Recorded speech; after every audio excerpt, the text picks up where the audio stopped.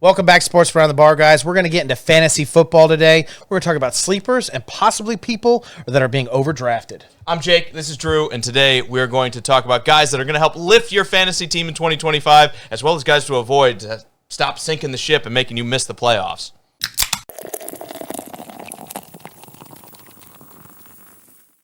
All right, man. Do you want to do your sleeper or you want me to do mine? Why don't you start? Why don't you take us away, fantasy guru? Oh, that's what I am. I might be. No, I'm just kidding. We know a thing or two about it, but Been there for a while.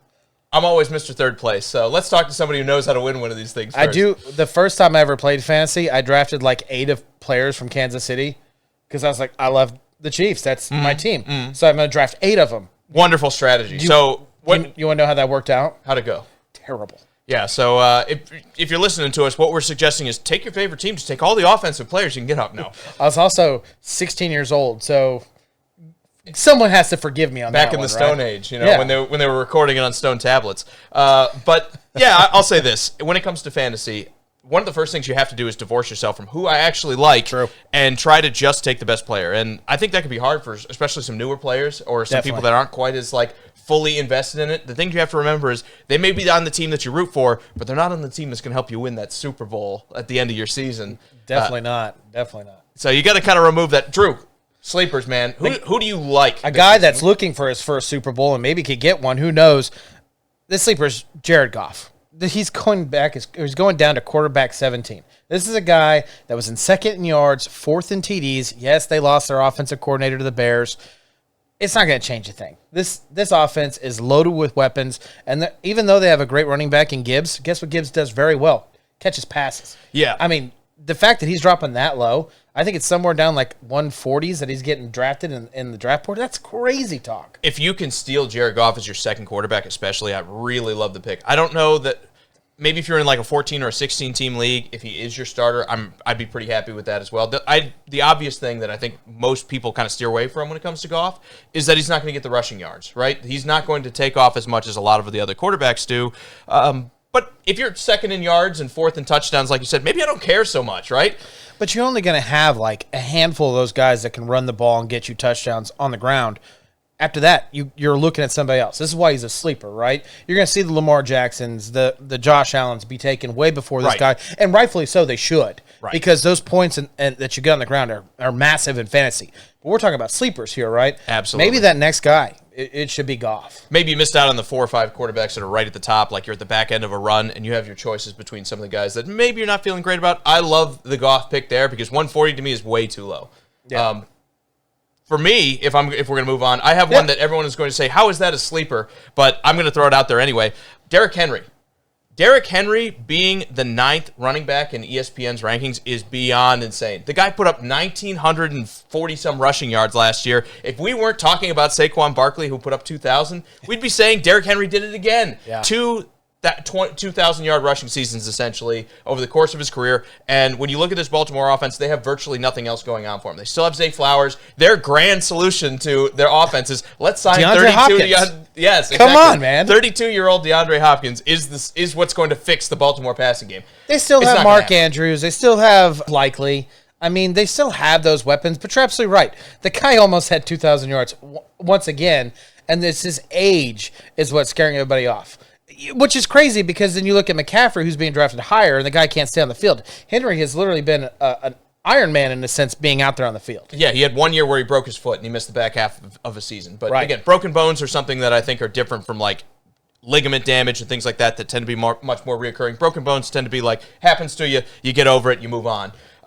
As far as Henry goes, I think when you're talking about Baltimore, you have to really just take it into perspective. He doesn't really have anybody behind him that's going to steal too many carries. Like maybe some of the third down work goes to Justice Hill, but I don't think they're going to be doing anything committee related when they have Derrick Henry. There's no, heir apparent like an Omarion Hampton out in L.A. that's looking to take over that running back spot, so you're not as sure about it. Derrick Henry is going to run the rock as long as Derrick Henry is healthy.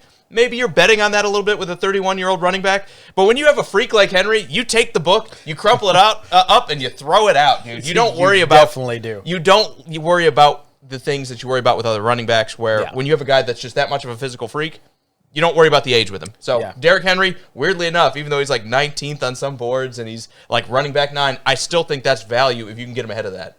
Yeah, I think there's value in him too. I mean, I don't dislike it. He's definitely, he's going to go in the first round. But maybe those guys are thinking, oh, maybe I should take what. I won't get to it yet, but there's a guy that I think that's being taken above him that I don't know if I give that to because I still want to stay with sleepers. I'll get to overdrafted people here in a minute. Last point about Henry. When everybody is drafting, I'm going to spoil it because the guy that you don't like is Bijan Robinson. And I'm in the same boat. I think everybody's overdrafting Bijan Robinson. But Bijan Robinson last season, I know he had 61 catches. And if you're playing in a PPR league, you got to think about that. Dang, destroy my freaking line, man. Keep going. I stole it. I know I stole the thunder. I'm sorry. But it comes for this reason. Derrick Henry had 1,921 rushing yards last year.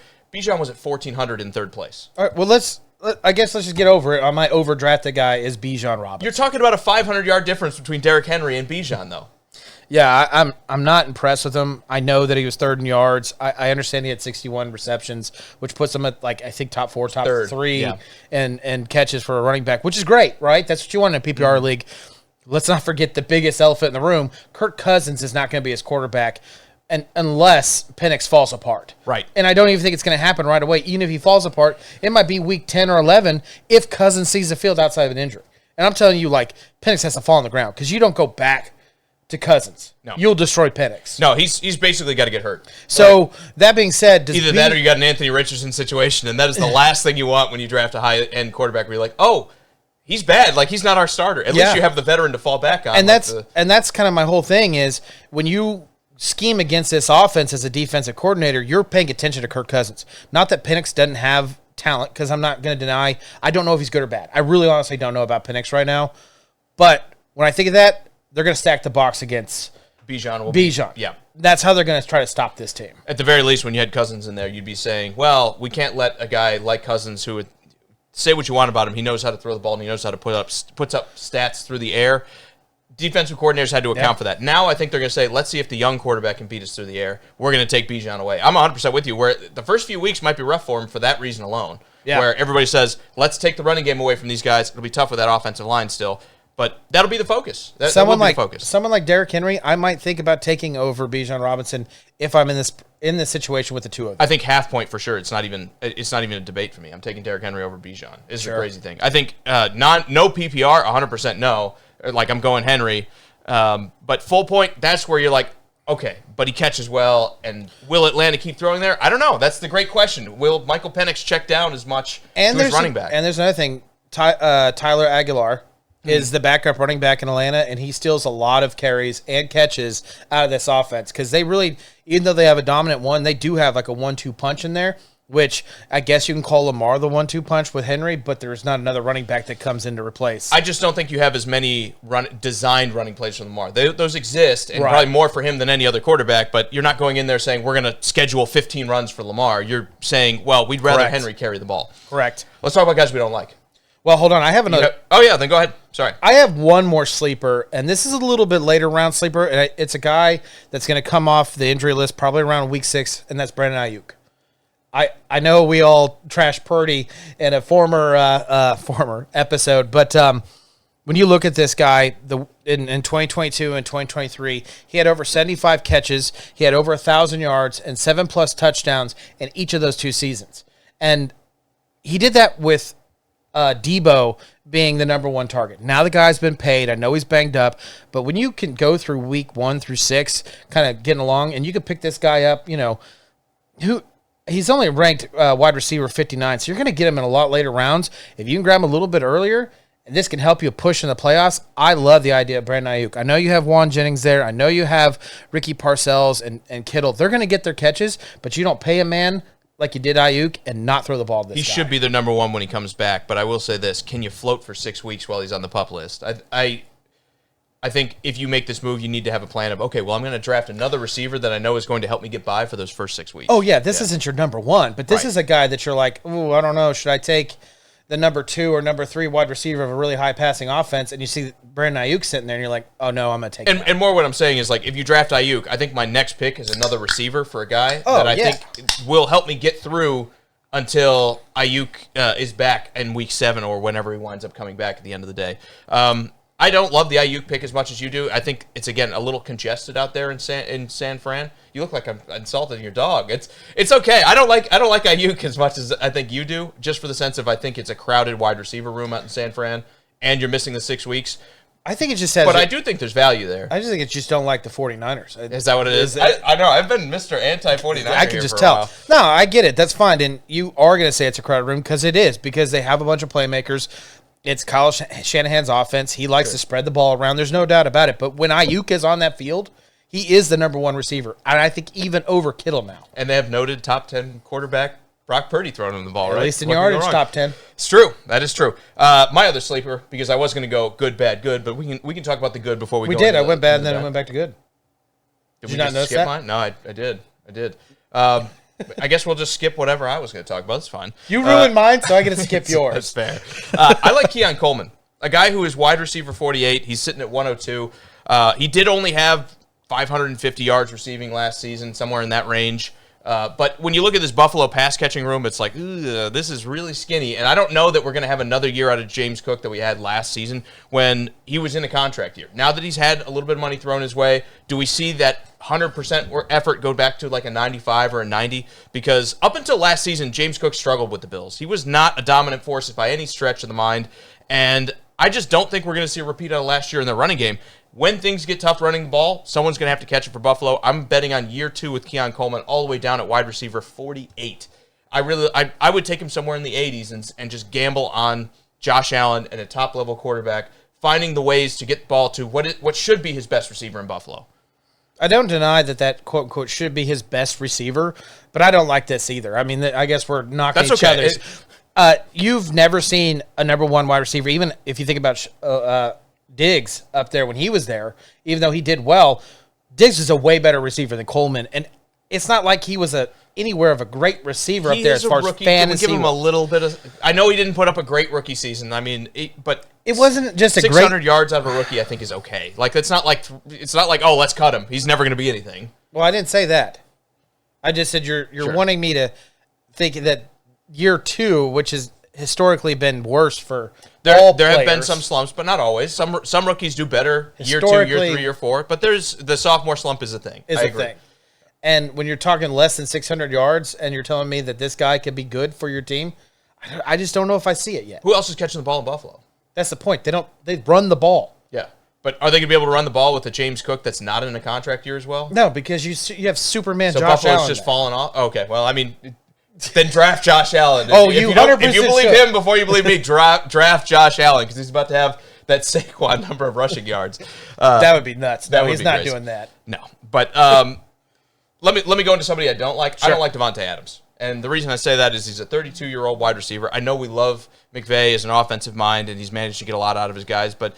Let's not forget Cooper Kupp was 31 last season and kind of had fallen off as well. I don't really see the resurgence, and with just where they have him sitting at 32 on some of these rankings. No, 32 is his age. I'm sorry. Just where they have him in some of these rankings, I can pull it up. I don't have the number in front of me. While you're talking, go ahead. You're good. I just think he's going to be way overdrafted just because he's on the Rams. Not to mention, it feels like this is becoming more and more of a Puka Nacua team. I think you're going to see a lot more of the attention drift that way, and a lot more of the just the passing game go that way. Not to mention you have Kyron Williams running the ball well there. I just think at this point he's washed. I hate to say it. There will be some yardage and everything, but where his draft position is. He's wide receiver 14. Yeah, 14 for a guy that's 32 and what's probably a second option in the Rams offense. That's just a little rich for me. Yeah, he's going somewhere around, and I just lost him, around 27th pick. And I love Davante Adams, but taking him at 27? That's just rich. I would like him at 40 or 45. I don't like the idea of him having a new quarterback. If this was Aaron Rodgers, I know that sounds so funky, but if this was Aaron Rodgers, it might be different. For some reason, it seemed like Davante Same number of Super Bowls. It just seems like it takes a minute for him to really click on, and he had the end of the season last year, but who was throwing the ball to him? Aaron Rodgers. Sure. I don't hate that he's going up so high. I just don't think you should rely on him being the number one guy. This is like I need a wide receiver so bad. I took a quarterback, I took a running back, and now I'm falling to this. You might want to look somewhere else. Let's round out our fantasy talk by talking about a couple guys that I think are question marks that I really just want to have a discussion. This isn't something that I feel super strongly about. I want to talk about Brock Bowers Because right now, you're seeing him being drafted in the 20th spot in most drafts. Is that the right spot to draft the guy going into his second year? Yes, he was the number 1 tight end last season in his rookie season. Like you said, the sophomore slump exists. He's got a new quarterback coming in with Geno Smith, which I think a lot of people can say is an upgrade over Gardner Minshew. But I question how much of one. Stat-wise, Geno did well. And he's back with Pete Carroll. Is 20 the right spot? I don't know. I'm talking myself both directions here. You kind of are. I know it wasn't with Geno. He had over 100 yards receiving. He had over 1,000 yards. He had over 100 catches, over 1,000 yards in receiving, 5 touchdowns. You would like to see that number go up. Again, sophomore slump. I think it's real. I think he's going to take a step back. But you go, what he had exactly 112 catches. So what if it's 95 catches? Yeah. I mean, you're still pretty happy with that. Give me that all day with a tight end. Does the size and the injury stuff concern you? Because he had some injuries at Georgia. No, because he proved it already. Outside of it being the year that he gets hurt, and I hope not, because he's on my fantasy team. I mean, he's already proved it. He can play. He can play in this league. He played all 17 games. Now, he really did fire off more at the end of the year, the beginning, but that was kind of the learning curve of being a rookie. Now he's coming in. I know he's got a new head coach. I know he's got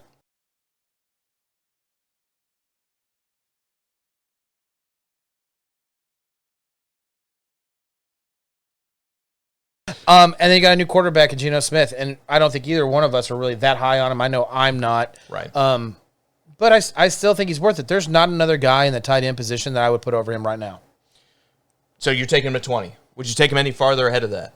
Like round 2, most 12-team leagues, you're talking about the back end of round 2 and pick 20, or getting into that back end of it? That's exactly where I took him. I was the second pick of my draft. Someone took Justin Jefferson, so I went ahead and took Chase.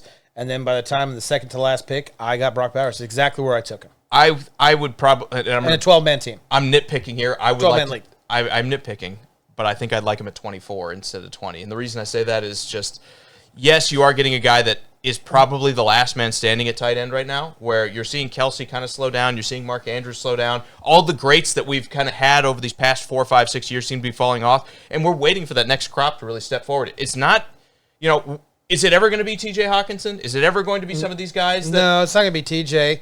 Laporta is going to be good again. That was sophomore slump last year. Yeah. I think he's going to have a bounce back. I think he's, in my opinion, I know you got Trey McBride down in Arizona, but I think Laporta is the only one where I'd be like, maybe I would jump. I like Trey McBride a lot, too, as a receiver, but I think the reason he's good is because my guy, Kyler Murray, is thrown to him. Yeah, I think 20 is just a little rich when you're talking about being somewhere in the middle of the second round. And let's say you drafted a running back on the top end, or you got like one of the first receivers off the board. I just think there's so many options you're going to have there that I don't know that Brock, like you said, 5 touchdowns. I don't know that he's going to be the force that really sets you apart from everybody. You need more than 5. Where if you take a running back or you take a second receiver, you're talking about having another guy that can be a true dominant, like you're getting an A.J. Brown there or something like that, where you're going to get a dominant force that potentially could, if he has a great year, you're winning your Super Bowl. I think Brock Bowers is probably a step below that, which is why I want to go just a little bit further down than 20. Sure. I don't disagree with you, but I've been plenty of leagues and plenty of years where I did not get a good tight end, and you struggle and you bounce around tight ends forever. Mm-hmm. And I feel like it really hurt me versus like a year where I had Kelsey in his prime. I was actually just and about I to say never that. had to touch that position until it was his bye week. And if you can get that out of Bowers, you take him at 20. I was actually just about to say that, where it's like I literally am being a little hypocritical because I just took Kelsey in the second round last season, and nobody told me he was old and falling off. Okay, that's not my fault. It was the Taylor Swift effect. He got fat. Yeah. I think I put the hoodoo on the Chiefs last year. The reason they had the bad offensive year is because I took all the Chiefs. But realistically, I have been there with an elite tight end. I don't know, man. 20 for a guy like Bowers could potentially be the spot that we start to take him. Maybe I just haven't started to believe yet. Maybe that's me. Like, I'd like to see him 20 to 25 to 30 is where I kind of see him. And I'm nitpicking here. But when you're up this high at the draft, I think that kind of stuff matters because that's the difference between getting A.J. Brown or getting Brock Bowers, that kind of thing.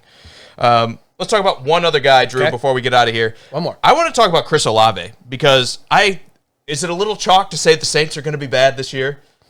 Are we the first? Is this breaking news on Sports Around the Bar that the Saints don't look like they're going to be a good team? You probably could throw one more team in there that didn't look like they're going to be very good, but I won't mention them for your sake. Yeah, I would. Okay, but they don't have a receiver that you're like, gotta have him. Like that. I'm going to say, you're talking about my Titans for everybody who doesn't know. It's saying the Titans aren't going to be very good. And I totally agree with that. Yeah. The only difference is I don't think Ridley is like a top receiver. I don't think Ridley is a star potential receiver. I do think that about Olave. That'd be interesting to know the difference between where Olave is being drafted and Ridley. That'd be interesting. Is Ridley being drafted? I mean, can we check that? Absolutely. He's a number one receiver. You got to draft him. I don't think so. Stay away. Another pro fantasy tip for you: stay away from any Titans receiver that you get your hands on. Ridley's going at 55. Yeah, but let me throw another guy into there because I want to talk about him and too. Chris Olave is going at 75. So yeah, that's what I'm saying. They're taking the majority of people are taking Ridley over Olave. But can we talk about why? When you have a quarterback drafted 1-1, yeah, because Olave can't stay healthy. Well, I think even more than that, when they have a quarterback drafted number 1 in Cam Ward, the Saints have like a room full of quarterbacks that none of them are any good. I mean, Rattler is going to be amazing. Is he even starting over Tyler Slow? I have no idea. Yeah, that's what I'm saying. I that's one of those situations, Drew, where the quarterback situation I almost think is a benefit to Olave when they're that bad, because what do bad quarterbacks do when they're in trouble? They say, where's my best receiver? I'm throwing it that way. I don't care. I was going to say throw an interception. They do that. But that's the thing. As a fantasy owner, I don't care if he throws like 30 interceptions as long as those passes are going towards Olave. I don't care. Yeah. I'm getting what I want. I think the Olave's problem is the fact he can't stay healthy. Sure. Has he even completed a season where he has not been hurt? I don't know if he has. And don't get me wrong. I think the guy's extremely talented. That I'm not trying to take away from him. I like him. No, he is not. He's done 15 in 2022. He's done 16 in 2023 almost. Sure. And then just 8 games last year. Okay, but again, if you're talking about a guy who misses 1 or 2 games a season, and we're taking him at 75, and we think he's a top-level receiver, I think we're nitpicking again, where it's like, yeah, there's been some injury stuff, but 15 and 16 games out of a 17-game season, I can live with that. Better quarterback play, man. That is, well, do we know that? No, better quarterback play in his earlier career. I do agree with and that. I think but that's not by a ton. But I do like the guy. I mean, dude, how good is? I mean, I like Derek Carr, but to a point, right? Like, we don't hate Derek Carr. It's better than Rattler. Yeah, but here's the thing. Fantasy-wise, I don't care. Real life, you're like, this is about to be terrible. That's true. But in fantasy, all I care is that the ball is sailing towards Olave. I don't care if he throws 30 or 40 interceptions. What I care about is, like, I get 150 targets. That's what I want, and that's kind of where the Saints are at, because the receiving options all around the rest of the offense are bad.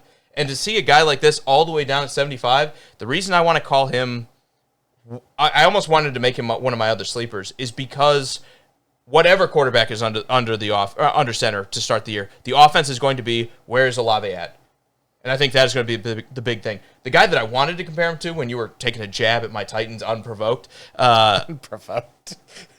was Garrett Wilson, his teammate, out with the Jets. I think they're going through the same thing with Justin Fields, where the quarterback play probably isn't going to be very good, but who else is catching the ball for New York?